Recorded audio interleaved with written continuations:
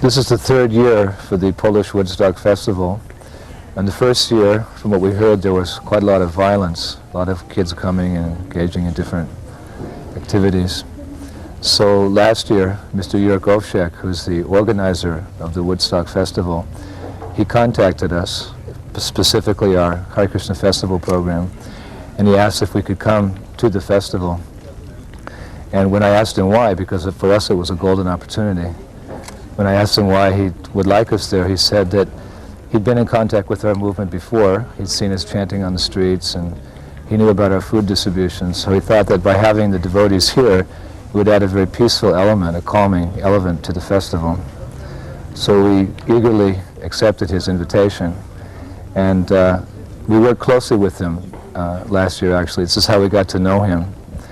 And we helped him set up the whole festival program. We were working in all different, advertising and ordering the different parts of the festival, the big stage, and he was engaging us, and he was even taking us when he was doing television interviews and radio interviews and newspaper interviews. He was taking us along, and he was introducing us as the co-organizers of the festival. So it was a wonderful opportunity. And we got to know each other from that, and he liked us from the very beginning. He's a very pious man. Actually, he's from a poll that was taken in the country. It was seen that he's the second most popular person in Poland. The first, of course, is the Pope, because this is a this is a Catholic country. But he's very popular because of the charity work that he does. Every year he raises how much? $3 to $4 million. $3 to $4 million every year he raises in charity, and he actually puts this Woodstock Festival on as a sign of appreciation to all the people who help him raise that money. Most of the people who raise that money for his charity drive, which goes to increasing medical facilities and hospitals around the country for children, they're young people, they're teenagers from 14 up to 19, 20 years of age. So he wanted to put on a big festival for them to kind of thank them. So he appreciated our contribution like that. And this is how we got to know him. So the first year was very successful. Even he was amazed when he came to our...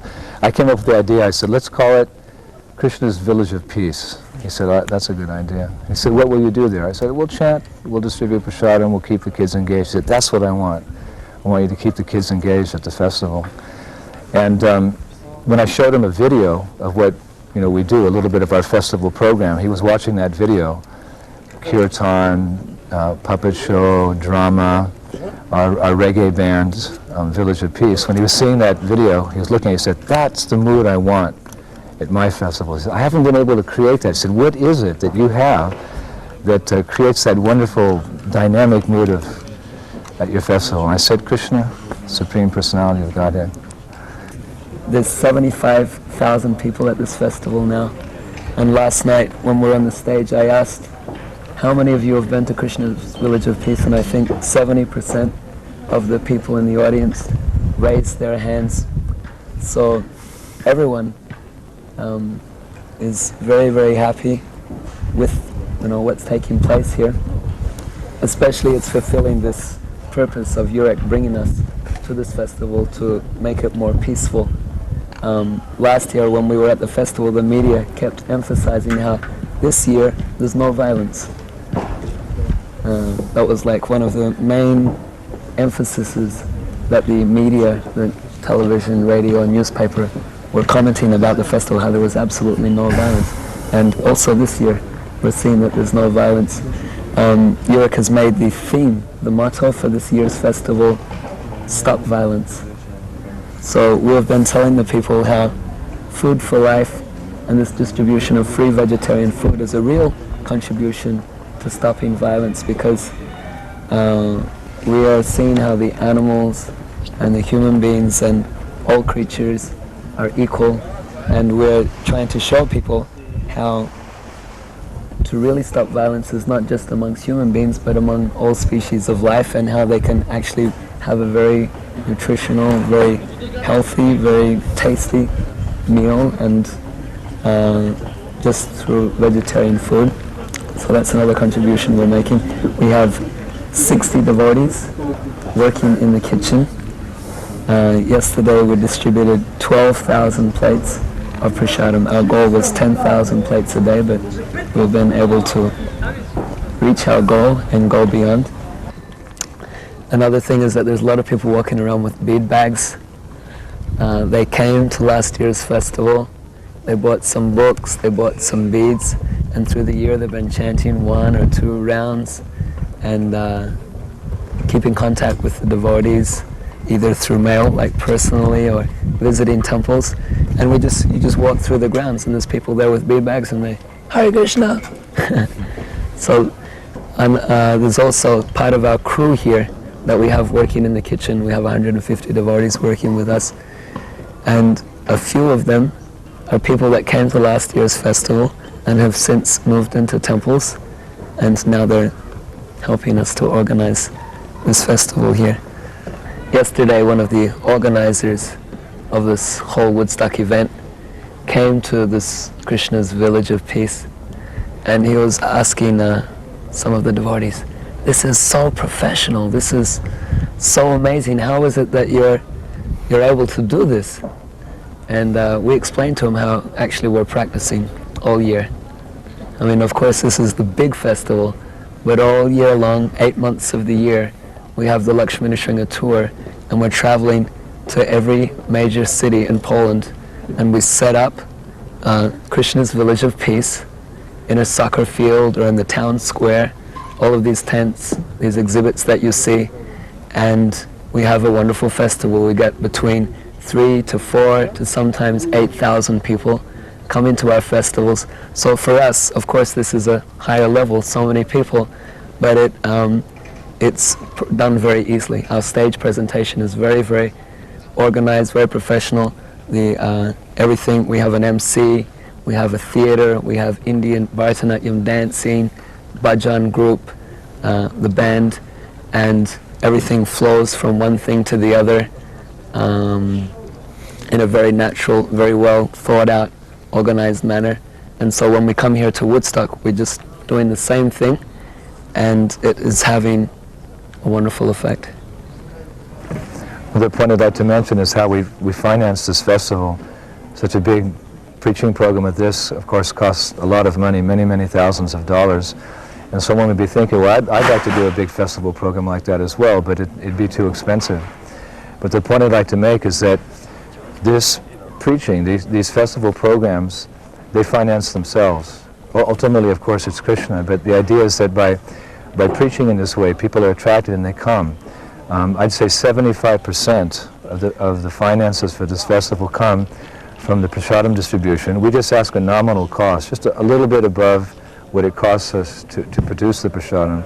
But so many thousands and thousands of plates of prasadam going out every day, that generates the income, as well as the different preaching stalls that we have, or the gift shop and the book shop. We distribute so many books. When people come and they see how Krishna consciousness is authentic, it's something bona fide, and it's full of, like Krishna says in Bhagavad Gita, real religion is joyfully performed. When people come and get that spiritual experience, they want to keep that with them. So we're always encouraging them from the main stage. If you like what you see, if you've had a wonderful experience, if you'd like to go deeper into Krishna consciousness, then please, before you go home, visit our bookstall and take one of our spiritual masters' books. And I spend, at least half my time at this festival simply, signing people's books. It's a tradition in this country. So this is the way we finance the program, through distribution of Prabhupada's books from our tables after they get the experience, from the gift shops, and from the prasadam distribution. So actually, a big festival like this is possible to finance for anyone around the world if we know this art of presenting Krishna consciousness as it is, this nice cultural experience, and people will be very happy to contribute so the festival can go on. When we're standing on the stage in front of 30, 40,000 people and getting them all to chant Hare Krishna, it is an overwhelming experience. Sometimes my whole body starts to shiver just because of what's happening, and I'm constantly praying to Lord Chaitanya, how is this possible? How is this? This is only taking place by your mercy. This modern music people are used to dancing to. But this chanting, when we add the chanting to this music, the chanting has a very, very special potency, and the people love to chant. It's the same music, it's the same beat, the same rhythm, but this chanting they can all do. They can learn the words. It's just 3 words, very simple, Hare Krishna and Rama. They can learn these words very easily, and they get into great ecstasy just chanting these words, these names of Krishna over and over again, and they love it. Sometimes we play other songs to satisfy their curiosity and their desire to hear other sounds, also because it's preaching. They get to hear the philosophy. But we find that they most like to chant Hare Krishna, and we also most like to chant Hare Krishna for them. So when you have something nice, you naturally want to share it with others, and that's the mood of this festival, actually. I think this is the real reason that the festival is such a success, because of that preaching spirit, that preaching mood. We like to bring the people in, and they feel that warmth, they feel that affection, they feel that enthusiasm. And we'd like to extend that not only to the members of our tour, but we'd like actually other devotees in ISKCON to get that experience. Our traveling festival program runs eight months a year. It's intense, it's a lot of hard work, but it's very, very satisfying. And if there's any devotees out there who like to develop that preaching mood, or have that preaching mood, would like to come, they can contact myself. My mailing address is Kara Bhaktivedanta Manor in England. So those who'd like to come and chant and dance in ecstasy, take prasadam with us, and preach to literally hundreds of thousands of people, please contact me, and we'll try to make an arrangement. You can come with us and enjoy this wonderful festival program. Hare Krishna.